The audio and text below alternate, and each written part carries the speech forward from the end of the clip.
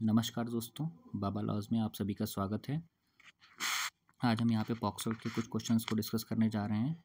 ठीक है, तो पहला प्रश्न है, लैंगिक अपराधों से बालकों का संरक्षण अधिनियम 2012 कब प्रवर्तित है? तो 14 नवंबर 2012 से। Option A is the correct option. अगला प्रश्न है, प्रश्न 2, लैंगिक अपराधों से बालकों का संरक्षण अधिनियम 2019 कब से प्रवर्तन में आया? तो 16/8/2019 से। Option A is the correct option. अगला प्रश्न है तीसरा, अधिनियम के अंतर्गत बालक कहा गया है? तो 18 वर्ष से कम आयु की नारी को, 18 वर्ष से कम आयु के नर को, दोनों को ही इसके अंतर्गत बालक माना गया है। Option C is the correct option. अगला प्रश्न 4, लैंगिक हमला को किस धारा में परिभाषित किया गया है? तो धारा 17 में धारा 7 में लैंगिक अपराध को परिभाषित किया गया है। Option A is the correct option. अगला प्रश्न है पांचवा, एक व्यक्ति 15 वर्ष से के बालक पर प्रवेशन लैंगिक हमला करता है, उसे दंडित किया जा सकेगा? Option B is the correct option. न्यूनतम 20 वर्ष के कारावास से दंडित किया जाएगा। 4(2) में इसका एक्सप्लेनेशन दिया हुआ है। अगला प्रश्न पे आते हैं। प्रश्न 6 कहता है, लैंगिक हमला दंडनीय है सेक्शन 8 के अंतर्गत? Option A is the correct option. प्रश्न संख्या 7 कहती है, लैंगिक हमला के लिए न्यूनतम कितना दंड विहित है? ऑप्शन बी 3 वर्ष। प्रश्न 8 कहता है, अधिनियम के अंतर्गत लैंगिक उत्पीड़न को परिभाषित किया गया है? ऑप्शन ए धारा 11 के अंतर्गत, जो कि 2(j) में इसे परिभाषित भी किया गया है।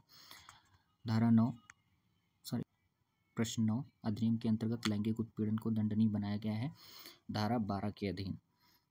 प्रश्न संख्या 10, अधिनियम के अधीन लैंगिक उत्पीड़न हेतु दंड विहित है? ऑप्शन ए कारावास जिसकी अवधि 3 वर्ष तक हो सकेगी, इसे सेक्शन 12 में डिफाइन किया गया है। प्रश्न संख्या 11, मृत्युदंड किस प्रकार के हमले में दिया जा सकता है? Option A is the correct option होगा, गुरुतर प्रवेशन लैंगिक हमला सेक्शन 6(1), और यही एक ऐसा सेक्शन है सेक्शन 6 जिसमें सिर्फ और सिर्फ मृत्युदंड का प्रावधान है पॉक्सो के। प्रश्न संख्या 12 कहता है, एक 6 वर्ष की बालिका पर प्रवेशन लैंगिक हमला किया जाता है, अभियुक्त दंडित किया जा सकता है? ऑप्शन ए मृत्युदंड से, ऑप्शन बी आजीवन कारावास से। तो सेक्शन 6 यही बताता है कि मृत्युदंड से और आजीवन कारावास दोनों से ही दंडित किया जा सकेगा। अगले प्रश्न पे आ जाते हैं। प्रश्न संख्या 13 का, जिसकी आयु 17 वर्ष के ऊपर खा प्रवेशन लैंगिक हमला करता है, खा दंडित किया जा सकेगा? ऑप्शन ए न्यूनतम 10 वर्ष के कारावास से। सेक्शन 4 का सब क्लॉज 1 इसके बारे में हमें बताता है। प्रश्न संख्या 14 कहती है, का जिसकी आयु 16 वर्ष से कम है के ऊपर खा प्रवेशन लैंगिक हमला करता है, खा दंडित किया जा सकेगा? सेम वैसे क्वेश्चन, न्यूनतम 20 वर्ष के कारावास से और आजीवन कारावास से दोनों से ही दंडित किया जाएगा। सेक्शन 4 के सब क्लॉज 2 में इसकी बात करी गई है। प्रश्न 15 कहता है, का खा के स्तनों को स्पर्श करता है, खा की आयु 18 वर्ष से कम है, का दंडित किया जा सकेगा? ऑप्शन सी न्यूनतम 3 वर्ष के कारावास है। सेक्शन 8 इसके बारे में बताता है। अगला प्रश्न 16, बालक का उपयोग अश्लील प्रयोजनों के लिए किया जाना किस धारा के अंतर्गत दंडनीय अपराध है? Option C is the correct option, धारा 14 के अंतर्गत। प्रश्न संख्या 17 कहती है, का ख की जिसकी आयु 18 वर्ष है, ब्लू फिल्म बनाकर लैंगिक पारितोषण के प्रयोजनों के लिए इंटरनेट पर डाल दिया, का को दंडित किया जा सकता है? ऑप्शन ए 3 वर्ष तक के कारावास से दंडनीय होगा। प्रश्न संख्या 18 कहता है, जो कोई बालकों को सम्मिलित करने वाली अश्लील सामग्री का वितरण, प्रचार या पारेषण के प्रयोजन के लिए भंडारण करता है या कब्जे में रखते हैं, वह दंडित किया जा सकेगा? ऑप्शन सी 3 वर्ष तक के कारावास से दंडनीय होगा। सेक्शन 15(2) इसके बारे में बताता है। प्रश्न संख्या 19, अश्लील प्रयोजनों के लिए बालकों के उपयोग करने हेतु न्यूनतम दंड कितना है? Option be the correct option, 5 वर्ष तक का। सेक्शन 14 इसके बारे में बताता है। प्रश्न संख्या 20 कहती है, बालक की अश्लील सामग्री का वाणिज्यिक प्रयोजन के लिए भंडारण हेतु दंड। Option see the correct option, न्यूनतम 3 वर्ष के लिए। सेक्शन 15(3) इसके बारे में डिफाइन करता है। प्रश्न संख्या 21 कहती है, पॉक्सो एक्ट के अंतर्गत अपराध नहीं है?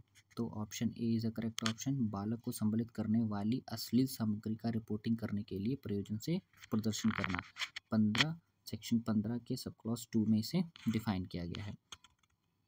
नेक्स्ट क्वेश्चन 22 कहता है, दुष्प्रेरण परिभाषित है? तो दुष्प्रेरण आईपीसी में तो 107 में परिभाषित है और यहाँ पे धारा 16 के अंतर्गत परिभाषित किया गया है। तो ऑप्शन ए और बी दोनों ही करेक्ट ऑप्शन हो जाएंगे इसके। अगला प्रश्न 23 कहता है, पॉक्सो एक्ट के अंतर्गत किसी अपराध को करने का प्रयत्न हेतु दंड है?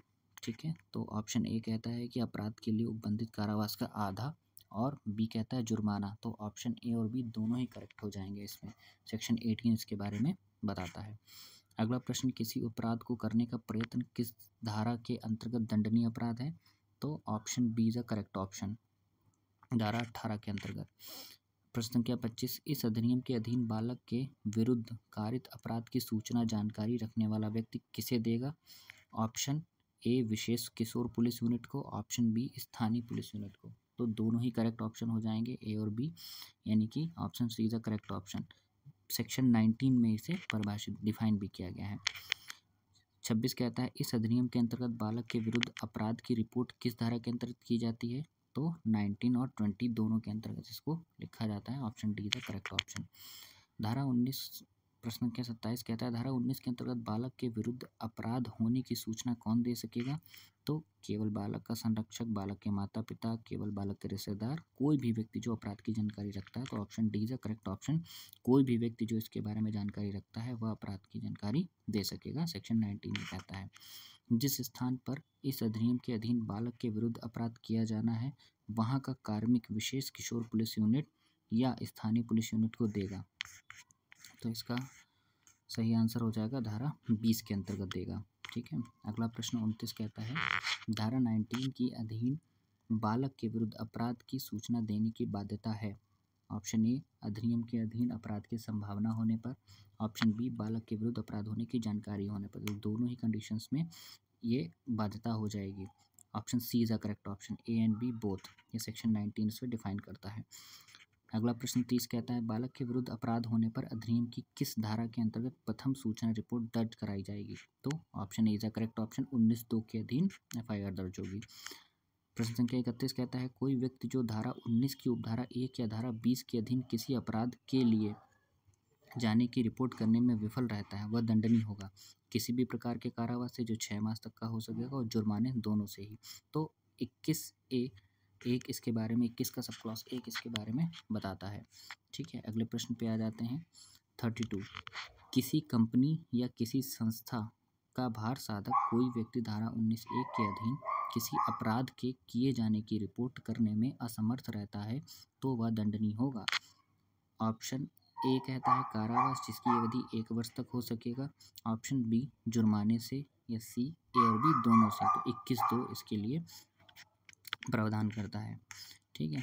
प्रश्न संख्या 33 कहता है, इस अधिनियम के अधीन बालक के विरुद्ध धारा 19(1) या धारा 20 के अधीन दी गई रिपोर्ट को अभिलिखित न करने वाला दंडनीय होगा, 6 मास तक के कारावास या जुर्माना दोनों से ही। ऐसा प्रश्न अभी पीछे भी हम लोग देख चुके हैं, लेकिन इसमें एक नोट दिया हुआ है, यदि बालक रिपोर्ट नहीं करता है तो वह किसी भी दंड से दंडनीय नहीं होगा। इसमें बालक सम्मिलित नहीं है। मिथ्या परिवाद को किस धारा के अंतर्गत दंडनीय बनाया गया? तो धारा 22 के अंतर्गत मिथ्या परिवाद कोई भी फॉल्स रिपोर्ट करता है, फॉल्स कंप्लेंट करता है।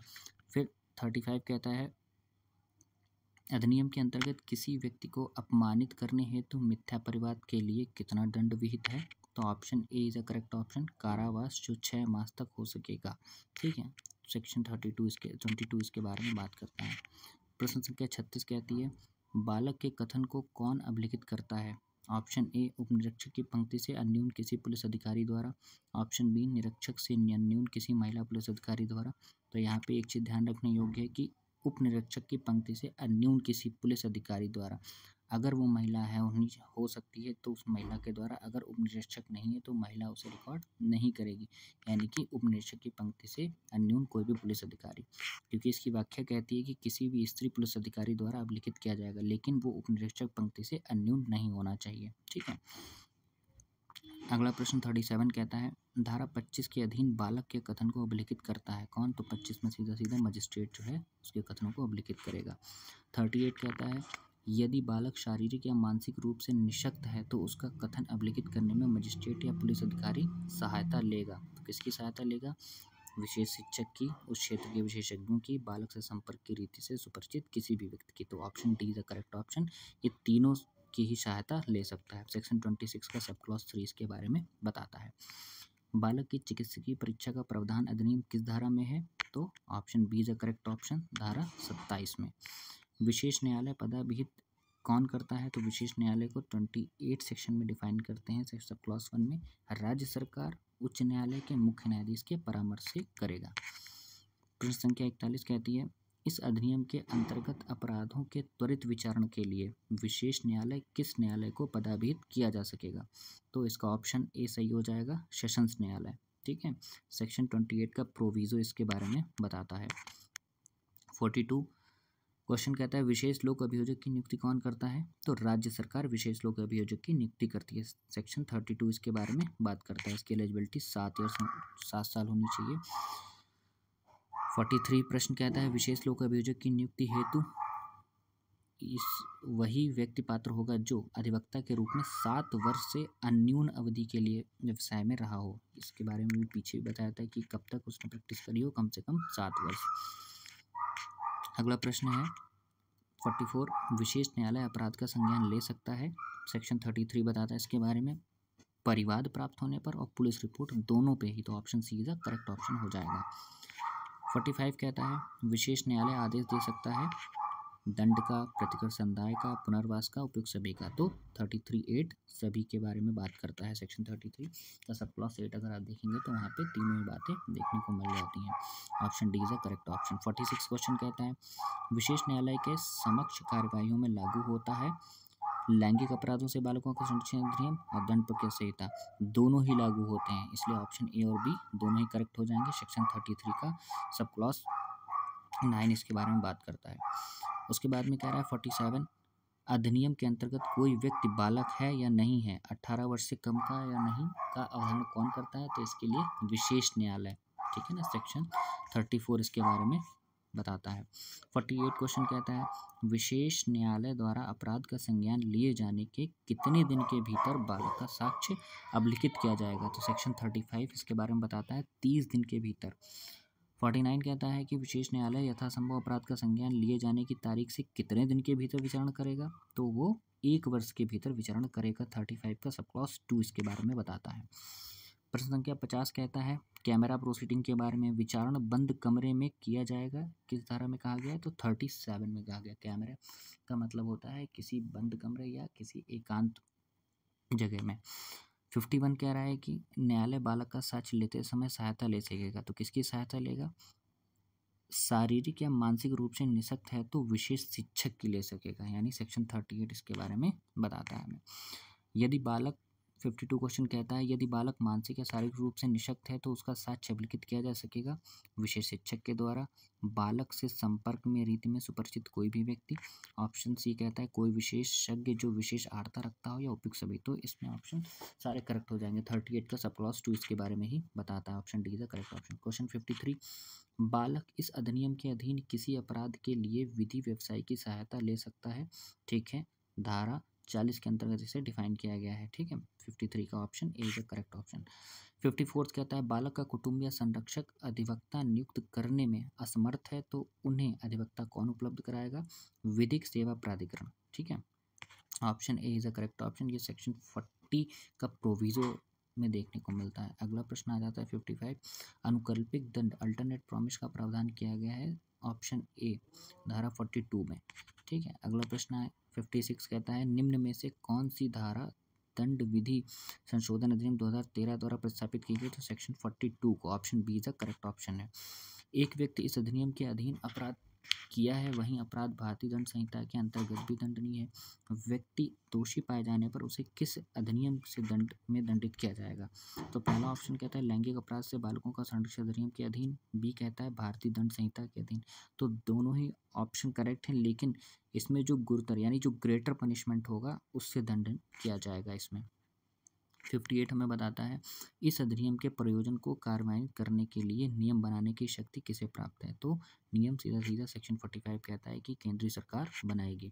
सामूहिक प्रवेशन लैंगिक हमला की प्रकृति है किस प्रकार की? गुरुतर लैंगिक हमला होगा। सेक्शन 5G में इसे डिफाइन भी किया गया है, इसकी डेफिनेशन दी हुई है। प्रश्न संख्या 60 कहता है, एक पुलिस अधिकारी थाने के परिसर में किसी बालक पर प्रवेशन लैंगिक हमला करता है, वह न्यूनतम दंड से दंडित किया जा सकेगा। सेक्शन 6 इसके बारे में बताता है, कम से कम 20 वर्ष के कठोर कारावास से। ठीक है, अधिकतम कारावास में आजीवन कारावास है। 61, एक पुलिस अधिकारी थाना परिसर में बालक पर गुरुतर लैंगिक हमला करता है तो वह दंडित होगा कारावास से, जिसकी अवधि 5 वर्ष होगी और जुर्माना दोनों से। सेक्शन 9 का सब क्लॉज ए, और इसे डिफाइन कहाँ किया गया है, 2B में इसका डेफिनेशन दिया हुआ है। अगला प्रश्न आता है 62, धारा और उनकी परिभाषाएं किसमें किसमें दी हैं। तो धारा 3 में प्रवेशन लैंगिक हमला दिया हुआ है, धारा 5 में गुरुतर प्रवेशन लैंगिक हमला दिया है, धारा 7 में लैंगिक हमला दिया है, धारा 9 में गुरुतर लैंगिक हमला दिया है। यानी कि ये सारी के सारे ऑप्शन हमारे करेक्ट हैं। तो उपयुक्त सभी, जैसे कि लेक्चर में भी बताया गया है कि सारे ऑड में हमारे डेफिनेशन दे रखी हैं जितने भी ऑफेंसेस हैं, और इवन में उनका पनिशमेंट दिया हुआ है सेक्शन 12 तक।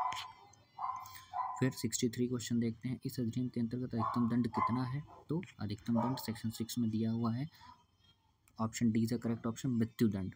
64 कहता है कि इस अधिनियम और अन्य विधि के उपबंधों के असंगत की दशा में इस अधिनियम का अध्यारोही प्रभाव होगा। ये कहा गया है धारा 42A में कहा गया है इसको, ठीक है। इसका अध्यारोही प्रभाव धारा 42A, option is a correct option.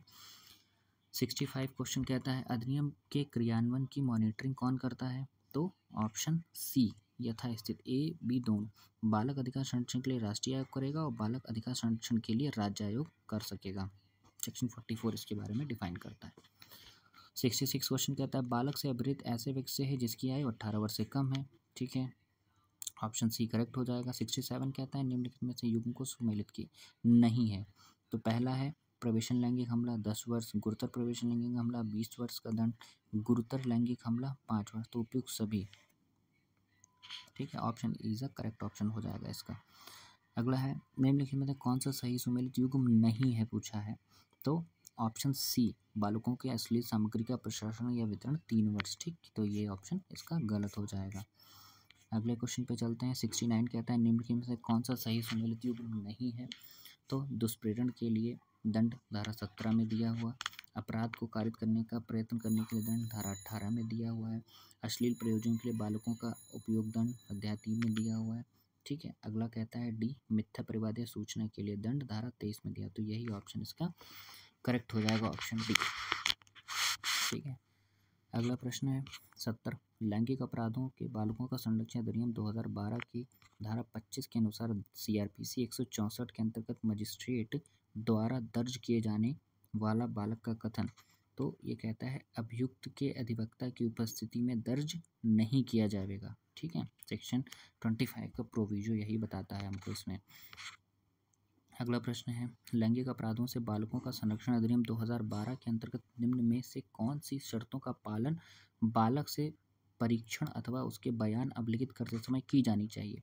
Option A, बालक का कथन उसके निवास अथवा ऐसी जगह जहां वह साधारणतः निवास करता है अथवा उसकी पसंद के स्थान पर अभिलिखित किया जाएगा।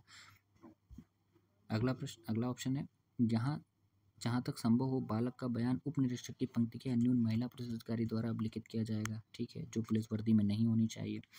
सी ऑप्शन कहता है अन्वेषण अधिकारी यह सुनिश्चित करेगा कि किसी भी समय पर बालक अभियुक्त के किसी भी प्रकार के संपर्क में न आए, ठीक है। तो तीनों ही बातें सही हो जाएंगी इसमें, इसलिए ऑप्शन डी करेक्ट हो जाएगा। RGS 2015 आ भी चुका है प्रश्न। अगला प्रश्न 72 कहता है कि लैंगिक अपराधों से बालकों के संरक्षण अधिनियम 2012 के अंतर्गत विशेष न्यायालय के समक्ष कार्रवाइयाँ किस अधिनियम के अंतर्गत होंगी। तो दंड प्रक्रिया संहिता के, यहाँ ऑप्शन के अकॉर्डिंग देखेंगे तो दंड प्रक्रिया संहिता के अधीन चलेंगी। सेक्शन 33 का सब क्लॉज 9 इसके बारे में बताता है।